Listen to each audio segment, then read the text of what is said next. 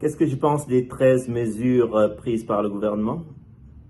Le gouvernement camerounais, hier par la voix de son Premier ministre, a émis hier une série de mesures pour diminuer la propagation du coronavirus au Cameroun. Je dois dire, pour commencer, que ce sont des bonnes mesures et j'encourage le peuple camerounais à les suivre. Bien que ce soit de bonnes mesures, je dois avouer ici qu'elles arrivent un peu tard.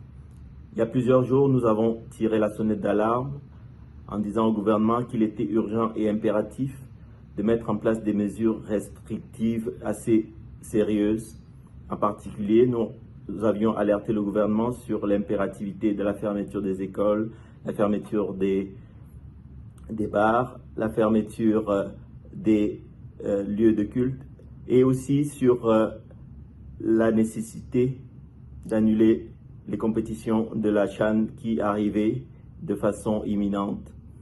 Le gouvernement camerounais nous a finalement écoutés, le gouvernement a écouté son peuple et a pris ces mesures. Et nous encourageons le peuple à les suivre et nous insistons sur le fait que ces mesures, bien qu'elles soient restrictives, sont assez essentielles dans cette période où on veut lutter contre la pandémie. Et cette lutte contre la pandémie n'a pas un seul axe, elle est multidirectionnelle, elle est ciblée sur la limitation individuelle mais aussi collective. Et les mesures telles que la fermeture de frontières sont effectivement des mesures qu'on avait réclamées depuis longtemps et nous sommes heureux qu'elles aient pu être appliquées. Les mesures comme la mise en quarantaine existaient déjà il y a quelque temps et nous étions surpris et assez agacés de voir qu'un haut représentant de la République, le président de l'Assemblée nationale, M. Cavaye Gibril, ait pu passer sans souci, aller au-delà de cette mise en quarantaine et se présenter à l'Assemblée entouré de plein de députés, alors même qu'il était supposé être en isolement, en quarantaine pendant 14 jours, comme le requiert le texte de loi.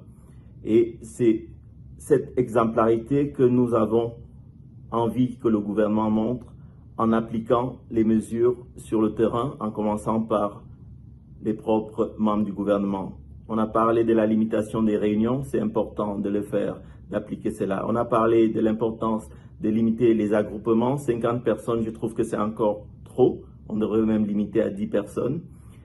Et pour arriver à ces fins, il faut que le gouvernement commence à penser très au-delà, parce que ces mesures arrivent actuellement, elles sont un peu dépassées à mon sens, et il faudrait dès maintenant que le gouvernement aille un peu plus loin dans le contexte de dire qu'est-ce qu'il faudrait mettre en place pour les populations pour que ces mesures soient appliquées. Comment on va aider les transporteurs qui vont arrêter de travailler à pouvoir subvenir à des besoins? Est-ce que ces mesures de compensation sont déjà en place? Si oui, il faut les annoncer. Est-ce que les mesures liées à l'approvisionnement, à l'équipement en produits pour le lavage des mains sont disponibles? Est-ce que les mesures pour la relance de la production locale de savon sont déjà mises en place? Si oui, il faut le mettre à la connaissance du peuple camerounais. Est-ce que sur le terrain, la fermeture des écoles, la fermeture des universités ne va pas entraîner un regroupement de ces jeunes dans les bars et les restaurants et les discothèques la journée avant 18 h?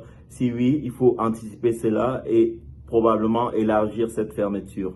Parce que la lutte contre les virus, c'est une lutte qui est terrible et si on prend un peu de retard, on se retrouvera dans une dynamique où on va courir derrière le virus. Et ce que je voudrais que le peuple camerounais comprenne, c'est qu'il faut anticiper, il faut voir un peu plus loin, il faut tout de suite penser à demain, aux solutions de demain.